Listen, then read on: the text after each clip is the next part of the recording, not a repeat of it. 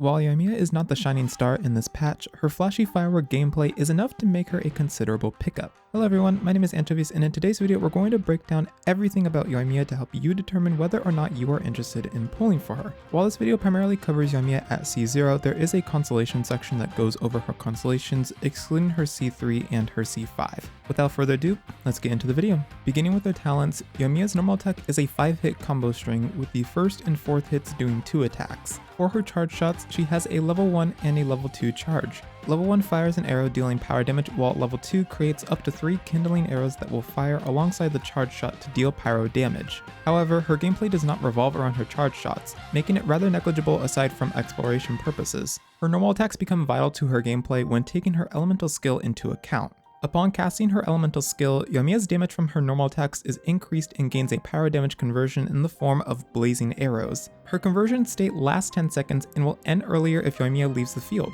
With this duration, you can do a full 5-hit combo string up to 3 times, and even get a few more attacks with proper dash or aim cancelling or attack speed buffs. While in this state, the damage dealt is still considered as normal attack damage, meaning that she will benefit from normal attack damage buffs. Note that her elemental skill is a base damage multiplier increase, meaning that it is multiplied alongside Yoimiya's base damage. This is the same as effects like Nuvolet's Session 1 passive, and Wander and Risley's elemental skill states. Yoimiya's elemental burst causes Yoimiya to leap into the air and fire a burst of fireworks, dealing AoE power damage and marking enemies with an aura blaze. Characters other than Yoimiya that deal damage on a marked enemy with their abilities will trigger an explosion that deals AoE pyro damage. An aura blaze explosion can be triggered once every 2 seconds for its duration. With a 10-second duration, this means you can proc her blaze mark up to 5 times. If you defeat a marked enemy, then the mark will transfer to a nearby opponent. Her burst has a 15-second cooldown and costs 60 energy.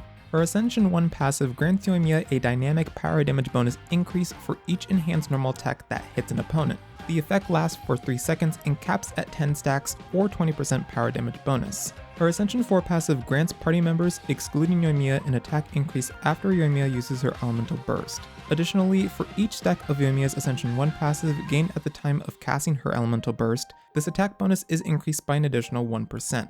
The talent to prioritize most is her normal attack talent, as it contributes to the majority of her damage output when enhanced by her elemental skill. Next is her elemental skill for the additional boost in normal attack damage, and lastly her elemental burst, as while it does provide decent utility, Yoimiya has few opportunities where she wants to even use or build around it.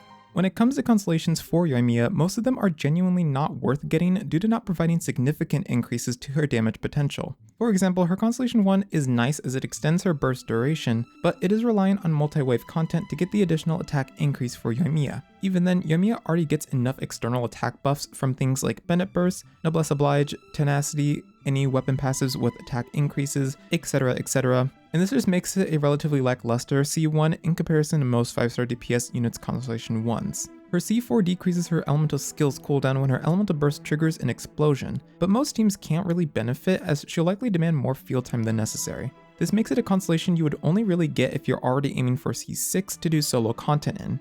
And speaking of her C6, as expected, it provides a large DPS increase by giving Yoimiya a chance to have an additional blazing arrow that is fired, dealing a portion of its original damage. However, this DPS increase actually does vary due to the additional arrows sharing ICD with Yoimiya's normal attacks. This means that if you do choose to play C6 Yoimiya in a reaction-based composition, then her timings can be somewhat disjointed, which results in some incorrect timings with her normal attack strings.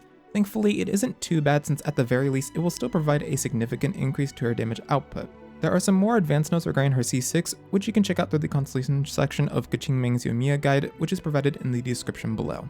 The one constellation I would only really recommend for players who are not willing for her C6 is probably her C2. It grants Yoimiya a 25% power damage bonus for a duration when her pyro damage crits. Hoyoverse made this constellation after her C1 to strongly incentivize players to use her burst more frequently, but if your Yoimiya is well invested, then you'll likely crit sometime within your first combo string and be able to maintain near full uptime of this free damage bonus. For artifacts, the go-to set is 4-piece Shimenawa's Reminiscence. The 2-piece giving attack and the 4-piece effects 50% damage increase to her normal attacks makes it very powerful. And because she opts to burst in following rotations rather than every rotation, the 15 energy drain isn't a concern for Yoimiya. Crimson Witch is another good 4-piece set for her, especially in teams like Overvape, since she can benefit from both the overload and vape damage increases in its passive. In overvape teams where the units appreciate her Ascension 4's attack buff, it can make this set slightly better than 4-piece Shimenawa's. This is especially true when considering that it will incentivize Yoimiya to burst somewhat more frequently as she contributes slightly less of the team's damage output in such scenarios.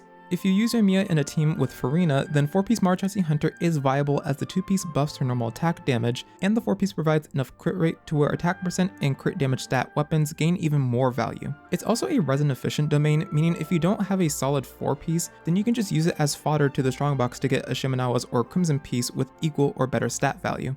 4-piece Gilded Dreams is usable on Yoimiya, but only in reaction-based teams. Otherwise, the EM stats it provides will be useless. This is not a set that you should farm specifically for Yoimiya, but rather as a substitute if you don't have a good 4-piece of the aforementioned sets or 2-piece combinations. Despite 4-piece or Chasing Bolide being usable with shooters like Zhongli and also accessible in the Strongbox, it's not as recommended since the normal attack damage increase isn't enough to make it competitive with the aforementioned sets. A similar case can be made with 4-piece Echo Zemen Offering. She can benefit from the occasional normal attack damage increase, but its ping dependency and RNG makes it a big hit or miss when accounting for her N1, N3, and N5 not reliably benefiting. 4-piece Lava Walker is a decent set in mono pyro teams, but getting this specifically for Yoimiya when Shimenawa's and Crimson are also accessible in the Strongbox makes it fall in priority. 2-piece variations of attack, Pyro, and EM are usable for Yoimiya on early game, or if their subsets are really impressive compared to the available 4 pieces that you have on your account. For main stats, you'll want to run an attack percent or EM Sands, a Pyro damage goblet, and a crit circlet. In things like Vape teams, EM Sands marginally performs better than attack percent Sands. However, having an attack Sands is a lot easier to get compared to an EM Sands, meaning that more likely than not, you'll have an attack Sands with better stats than your EM Sands. Additionally, in mono or non-reaction based teams, attack percent is generally better. Thus, if you have a solid attack Sands, then there's really no need to go for an EM Sands unless you want to completely min-max her. Subsets you want to prioritize are crit, then attack percent and elemental mastery, and then energy recharge. As mentioned throughout the video, Yoimiya's elemental burst is a more supportive ability that's a nice follow-up at the end of rotations when available, rather than prioritizing it every rotation. Because of this, you don't really need any more than 110 or even 120 energy recharge to at most burst every other rotation. Yoimiya likes weapons that have solid base attack with crit, attack percent, or have normal attack damage increases in them. I'm going to make this note early so that you don't hear me repeat it a million times, but when using crit rate weapons in teams with Farina and 4-piece Marchesi Hunter, be mindful as Yoimiya can easily overcap on crit rate. This is especially important for Yoimiya as she also ascends with crit rate. For 5 stars, crit weapons like Thundering Pulse, Aqua Simulacra, Polar Star, Hunter's Path, and Skyward Harp are solid options for her. Thundering Pulse is her best in slot with a high base attack and crit damage substat. Its passive provides an attack increase and a stackable normal attack damage increase that Yoimiya can consistently maintain maximum stacks on. Aqua Simulacra is another crit damage weapon, but with a slightly lower base attack and higher substat, making it an excellent stat stick. This, on top of its passive's damage increase, makes it another amazing option to use on her. But do note that the damage increase is only given if you're close to enemies, meaning that having a shielder or a character with interruption resistance is highly recommended if you're using this weapon. Polar Star is a crit rate weapon with a slightly higher base attack. In regards to its passive, she doesn't benefit from the elemental skill and burst damage increase, and you only really get 2 stacks consistently by starting with a charge shot followed by casting her elemental skill and firing normal attacks. Her elemental skill doesn't do damage, so you won't get a 3rd stack unless you open the rotation with her elemental burst. Hunter's Path provides a lot of crit rate with a low base attack, which makes her need less crit rate in subsets as she also ascends with crit rate. The elemental damage bonus is a nice boost, but she won't make use of the charge attack damage increase since she is a normal attack based character, making this weapon primarily useful as a stat stick. Skyward Harp, unlike the aforementioned crit rate stat weapons, in Farina Marchesi Hunter situations has a much lower likelihood of overcapping on crit due to its higher base attack. The passive's crit damage increase is an appreciated buff to Yoimiya's damage, and the physical attack follow-up is nice for a little bit of side damage. However, it's generally not as recommended unless you do not have any of the other 5-star weapon choices. Outside of 5-star options, R5 Slingshot can actually compete with Hunter's Path and Skyward Harp, especially in hyper teams where both Bennett and Yunjin are used. Its damage percent increase, even if at a farther distance, is still valuable and makes it a nice free-to-play option or early game weapon for players. Rust is by far her best 4-star weapon as it provides a low base attack and high attack percent substat, on top of providing a huge normal attack damage increase in its passive.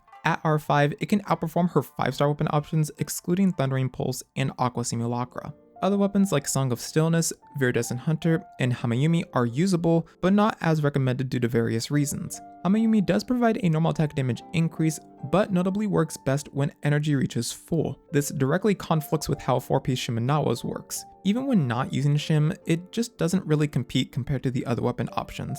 For Viridescent Hunt, the main problem is its passive just doesn't do much for Yoimiya besides providing a little bit of insignificant side damage, and in some situations can be useful for a little bit of AoE, making it a rather lackluster choice unless you literally have nothing else to use. This is a similar case with Song of Stillness. While it has the same base attack and attack percent substat as Rust and can be decently fine as a substitute, its passive firstly requires Yoimiya to be healed, which will not happen if you're using a shielder with her. And even in teams without a shielder, the damage percent increase isn't even comparable to other options until at R5, and even then, compared to something like Rust or Slingshot, it performs slightly worse. Now let's finally get into the teams. In almost every team aside from Double Hydro, you'll want to be using Bennett due to his healing, flat attack buff, and use of 4-piece Noblesse to give an attack percent buff alongside enabling the attack percent buff from Pyro Resonance. Animal units like Kazuha and Sucrose are solid options that provide elemental resistance shred and elemental damage bonuses through their Ascension 4 passive and C6s respectively. Sucrose also manages to provide a decent elemental mastery increase, which is useful for vape teams. Kazuha's ability to swirl multiple elements easier is especially useful in teams like Overvape, where there's both Yoimiya, the Hydra unit, and Electro units that can potentially benefit from his Ascension 4's damage bonus buff. While Sucrose can also swirl multiple elements, performing it on Sucrose is slightly more difficult. Shielders like Zhongli, Layla, Toma, C4 Yanfei, C2 Xinyan, or Diona are decent pickups for Yoimiya. Zhongli provides a universal resistance shred alongside reliably proccing the 4-piece tenacity effect so long as his pillar isn't misplaced. Layla can similarly hold 4-piece tenacity, but is more consistent due to her elemental skills star shots alongside her 40 cost burst, helping her to generate more stars to shoot. Diona is solid as she provides shields and healing, and at C6 her elemental mastery buff can actually be useful for Yoimiya in reaction-based teams. Toma at base provides a shield, and at C6 provides a reasonable increase to Yoimiya's normal attack damage. Yanfei simply exists purely for her shield, and with Prototype Amber can provide some pseudo healing, with her main caveat of course being that she needs a lot of energy to burst every rotation. Toma also needs some energy to burst every rotation, but it's not as significant of an issue in comparison to Yanfei.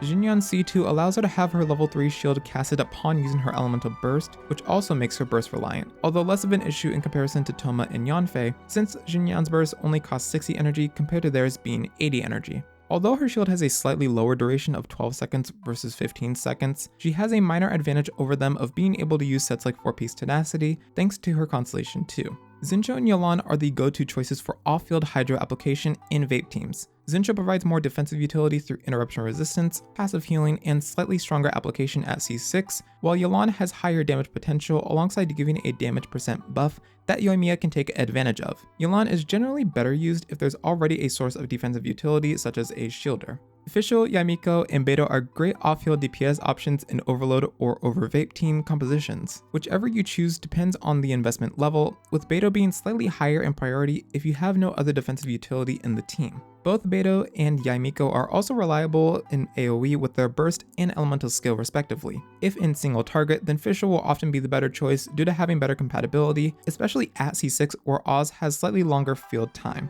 Albedo can work with Yoimiya since he requires little field time and has consistent application through his elemental skill. You can opt to use his burst for the elemental mastery buff, although it's relatively negligible.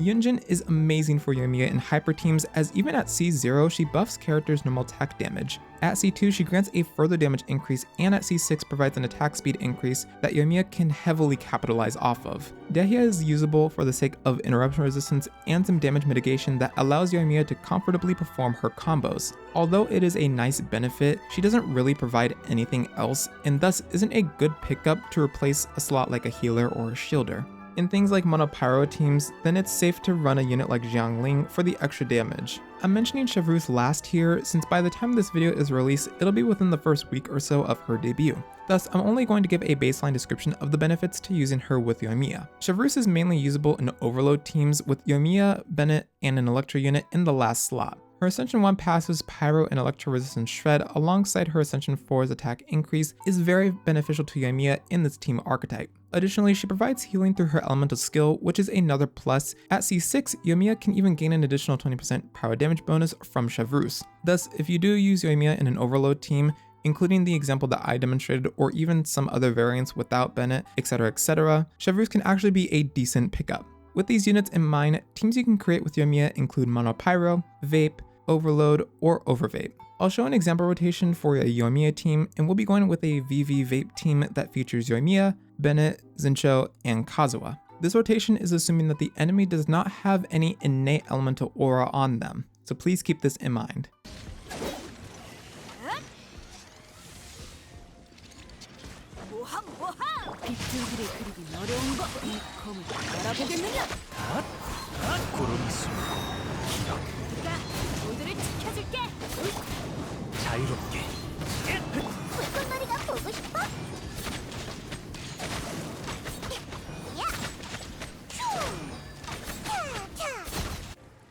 Alright, and that's going to do it for this Yoimiya video. After everything we discussed about Yoimiya, let me know down in the comments below if you think you want to get Yoimiya or just your general thoughts about her as a character. I'd love to hear them. And of course, if you enjoyed, then be sure to leave a like and subscribe down below for more Genshin Impact content. And until the next video, bye bye.